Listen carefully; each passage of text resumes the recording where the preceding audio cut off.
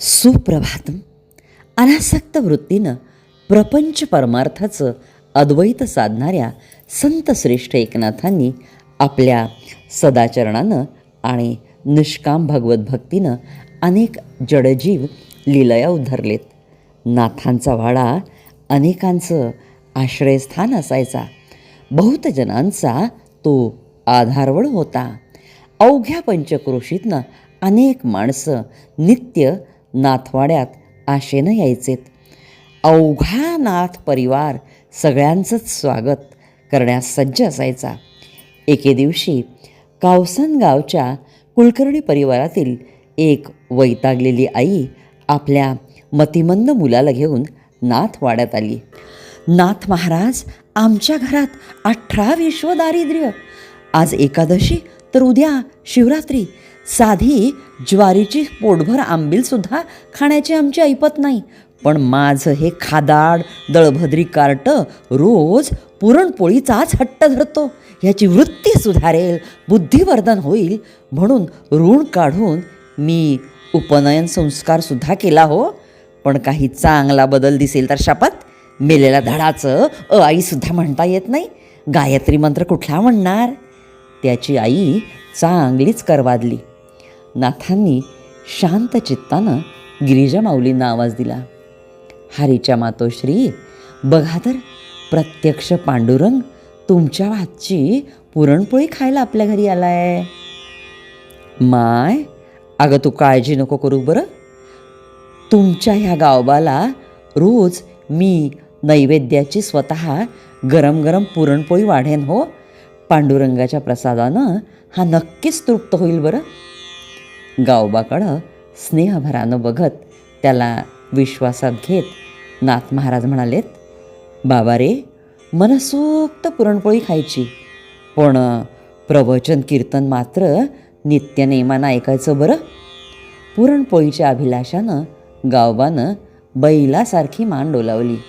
प्रवचनांना तो नित्य हजेरी लावत असे. नाथांनी त्याला शिकवण्याचा बहुत प्रयत्न केला, पण त्यास एकही शब्द उच्चारता येईना. खूप प्रयत्नानंतर तो कसा बसा फक्त एकनाथ म्हणायला मात्र शिकला. बघता बघता त्याला नाथवाड्यात राहून 15 वर्ष सरली. एकनाथ शब्दापलीकडे त्याची गतीच नव्हती. नाथांच्या चरणी मात्र त्याची दृढनिष्ठा होती. पुढे प्रभू रामरायाच्या आज्ञेनं नाथांनी भावार्थ रामायण लिहिण्यास सुरुवात केली. युद्धकांडाचे 44 अध्याय लिहून झालेत. त्यावरचं निरूपण देखील झालं. दरम्यान त्यांना पैलतीरावरचे संकेत स्पष्ट जाणवू लागले.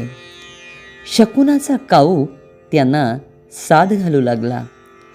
श्रोतांना आपल्या निर्याणाचा दिवस देखील त्यांनी जाहीर केला. श्रोत्यांमध्ये कुजबूज सुरू झाली. युद्धकांड अपूर्ण आहे, ते कोण पूर्ण करणार. शांतपणे शांतीब्रह्म एकनाथ वदलेत. भावार्थ रामायणाचा उत्तरार्ध माझा गावबा पूर्ण करणार. गावबा? तो मूर्ख, अर्धवट. त्यास एकनाथ या 4 शब्दापलीकडे काहीच बोलता येत नाही. तो काय दिवे लावणार. गावबा मात्र गलबलून गेला. एक तत्व नाम दृढ करी मना, हरीसी करुणा येईल तुझी. नाथांनी हे पद आळवताच गावबानं अनन्य भावानं श्रीगुरूंच्या चरणी आपलं मस्तक ठेवलं. श्रीगुरूंच्या कृपाशीर्वादे गंगौदासारखं गावबाच्या मुखातनं झरझर रामायणाच्या ओव्या बाहेर पडू लागल्यात. 45व्या अध्यायापासून 92 अध्यायापर्यंतचा बाज त्यानं यथायोग्य राखला. जेणे एकनाथे केले पाडे, केले रोकडे मज पुरते, असा कृतज्ञता भाव देखील या आदर्श रामायणकार रचणाऱ्या शिष्यांना प्रगट केला. पैठणसारख्या प्राचीन वैदिक धर्मपीठात राहून देखील शास्त्री पंडितांचा विरोध सहन करून आपल्या विपुल वाङ्मयानं सकल जनांना नाथ महाराजांनी भक्तीचं पाथेय प्रदान केलं. फाल्गुन वद्य षष्टीला आम्ही विठ्ठलचरणी लीन होणार हे त्यांनी यापूर्वीच जाहीर केलं होतं. भक्तजनांच्या काळजाचं मात्र पाणी पाणी झालं. जसजसा षष्टीचा दिवस जवळ येत होता तसतसे पैठणवासीय अस्वस्थ होत होते. एव्हानं सगळेच निंदक देखील वंदक बनले होते. अखेर शके 1521 फाल्गुन वद्य षष्टीचा दिवस उजाडला. ह्या दिवसाचं महात्म्य नाथांच्या दृष्टीनं विशेष होतं. ह्याच दिवशी त्यांना श्रीगुरूंकडनं अनुग्रह मिळाला होता. सद्गुरू जनार्दन स्वामींचा जन्मदिवस आणि समाराधना दिवससुद्धा फाल्गुन वद्य षष्टी. सुप्रभाती स्नानसंध्या करून घरच्या देवांची, विजयी पांडुरंगाची, श्रीगुरूंची षोडशोपचारे पूजा नैवेद्य सगळं करून ते नाथवाड्याच्या बाहेर आलेत.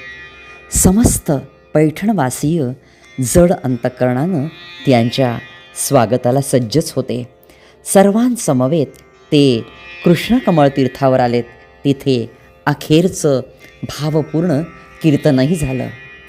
ईश्वर स्वरूप जन हो, नवविधा भक्तीची वाट अनुसरून आपल्या आयुष्याचं सोनं करून घ्या. हाच शुभ संदेश सकलांनी अखंड स्मरणात ठेवावा. आवडीने भावे हरिनाम घेसी, तुझी चिंता त्यासी सर्व आहे. अभंग दिंडीतले सगळेच आर्तस्वरात गात होते. गोदामाईच्या दिशेनं जड अंतःकरणानं सगळ्यांचीच वाटचाल सुरू होती. शांतीब्रह्म एकनाथांनी सगळ्यांनाच अखेरचा प्रणाम केला. गोदामाईला देखील प्रणाम केला आणि ते गोदामाईच्या पात्रात प्रवेश करते झाले. आपल्या लाडक्या पुत्राला सामावून घेण्यासाठी गोदामाईसुद्धा उत्सुकच होती. देहातील चैतन्य जलपात्रातील चैतन्याशी एकरूप झाला. भानुदास महाराज की जय, एकनाथ महाराज की जय. सगळ्यांचा स्वर टिपेचा होता. अनाथांच्या नाथाला मनी साठवून भक्तगण जड अंतःकरणानं परतलेत. अनाथांचा नाथ दिसेना, भागवताचा गळा जुळेना, जळात शिरला एका जनार्दन सापडला नाही.